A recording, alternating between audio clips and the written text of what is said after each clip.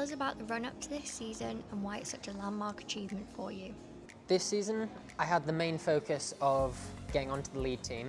I was still doing bouldering, but lead was the main focus. And I was in the really fortunate position where boulder selection went quite well for me, and that meant it took a little bit of pressure off lead, and then I managed to pull it out of the bag in finals, which was quite nice. So then I was in this situation I've never been in before, where I had choice of any and all of the World Cups, which was really quite amazing. So I guess the biggest difference between this and previous seasons is that I was able to plan the whole thing in advance, and that made really quite a big difference for me. I was also doing it alongside uni, and that was really quite tricky.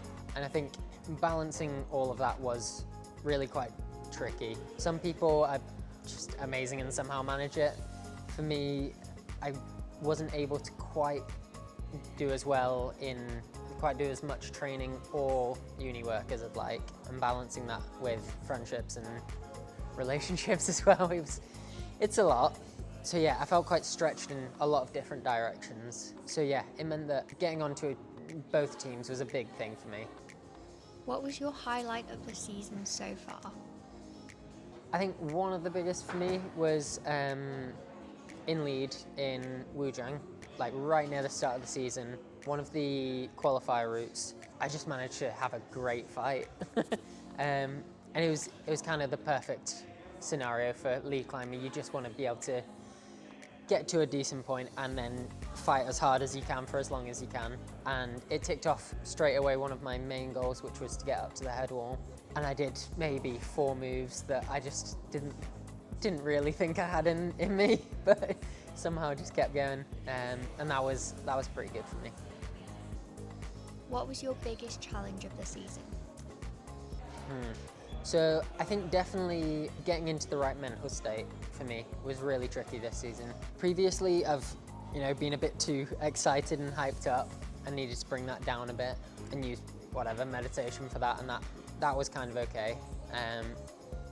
This season more than others, I think I sort of put myself in a bit of a protective state. It's taken a long while to kind of figure this out, but I kind of got to the comps, and on comp day would be in a sort of middle state where I wasn't super psyched. I wasn't sort of sad or depressed about anything, but yeah, it was almost as though I sort of put myself in a place where I didn't care too much, and it would, I think, mean that if I didn't care too much, then I wouldn't have fully failed if I did fail. So yeah, especially towards the end of the season when I started figuring this out, that was a big thing for me, trying to get to a point where I sort of let myself care as much as I really do. And yeah, dealing with whatever anxieties that brings and just trying to work with that rather than kind of closing off and yeah, not reaching the kind of state I'd like to be in for competing. What has your training schedule looked like between comps? Mixed. So when they're back to back, then it mostly depends on how fatigued I am from the comp, but often quite a lot of rest. When they're like one weekend to the next, yeah, there'll be a fair bit of rest in there, and the main thing is just getting activated for the next one. But one of the major things for me is because I was doing so many comps this year, I needed to try and, keep the fitness up, and during the boulder comps try and, yeah, keep fit for the lead comps, because there's like literally no transfer period. Like, yeah, you get to Innsbruck and there's boulder straight into lead. And I decided to drop out of the boulder for that exact reason, just to have a little bit of a transition, because Yeah, that's quite intense. yeah, back to back is a lot. I can't quite do it yet. Maybe one day. What was your hardest comp? Hardest comp. I think mentally, Prague and Bern together were quite challenging, because that's when I sort of started to see a pattern that I it wasn't that I just wasn't quite performing, it was that my level just wasn't quite up there with a lot of the field where I wanted to be. So that was quite mentally tough, and then trying to sort of reevaluate where I'm at, and then, you know, try my best and push as hard as I can. Logistically, Madrid was one of the hardest. It was boiling. And yeah, just trying to keep on top of ice packs and fans and yeah, liquid chalk, all sorts, just to try and keep things cool. Loads of things going in and out the freezers, in the same freezers as where people keep water bottles and stuff, so things just get lost. Yeah, that was tricky. What's the best country you visited and why? I really loved Bern. As a place, it's pretty amazing. I just loved how much outdoor activity there was. Like, one of the main things was that there was a huge river running like through the town, which is really quite fast flowing. But yeah, loads of people just kind of hung out there was a bridge that went over it, footbridge, and everyone just kind of jumps in, and it was just a really nice vibe. And then also, I think we were told that people sort of jump in the river at one end and commute to work, get out at the other end, which just sounds great. I can just see myself living there, I think. What's the best wall outside the UK you've visited and why? Best wall? Probably in Paris. Yeah, it depends if it's for boulder or lead. I think for me, Arco's Pantin, which is one of the lead walls, was just a great place to go. It's kind of old school in terms of angles, and it's quite long, but in terms of the setting, they've just got a great hold set. Yeah, great holds, great setting, loads of hard stuff, and you just don't quite get the same intensity of routes in the UK, and concentration. What's your biggest takeaway from this season so far? Probably just that I can't do it all. And yeah, it's a tricky one to kind of accept. Yeah, I do my best, but between, like I said earlier, just loads of different factors, loads of things going on. Especially since Madrid, I've then had a period of training just for lead. I think in that time I've realised just the all-in mindset isn't quite there when I'm doing as many different things as I am or have been.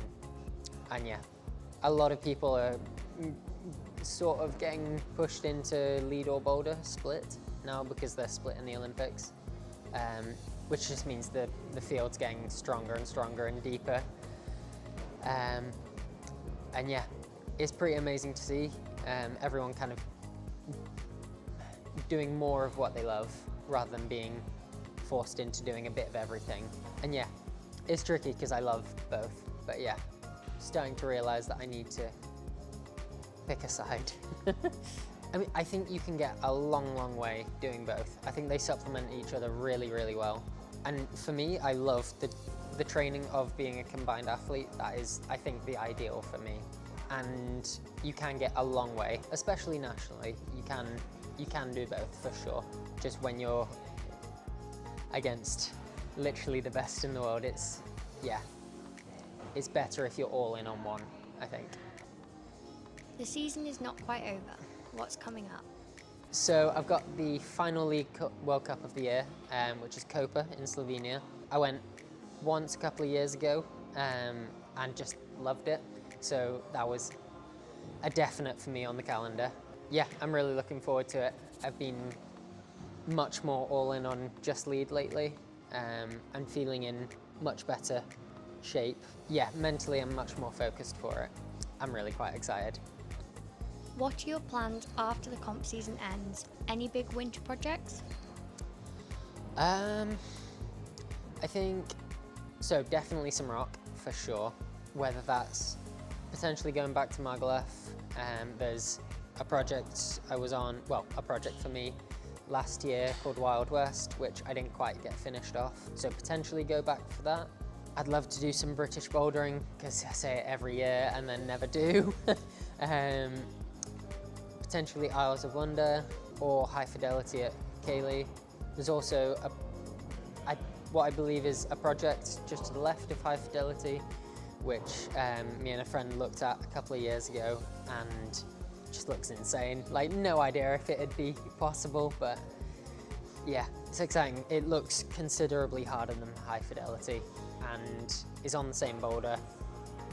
So yeah, I think if that went, then it'd be a good step for grit bouldering, I think. What advice would you give yourself for next season?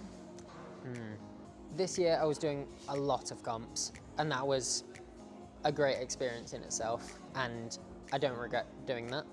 I think next season I would like to pick and choose more selectively which comps I do, and I'd like to do more of a peak and more training blocks building up to individual comps. Yeah, I think for me mentally, having more of a build-up towards a certain comp and a certain goal, I think that's much more valuable for me. Also, advice for next season to myself is to make sure I have a great time with my friends whilst I'm there, because it's easy to get carried away in it being very serious. But yeah, I think sometimes with just a little bit of extra effort, you can find things to do that aren't, messing up your rest day or anything like that. You can, find things to do with friends in the places and experience the places a bit more.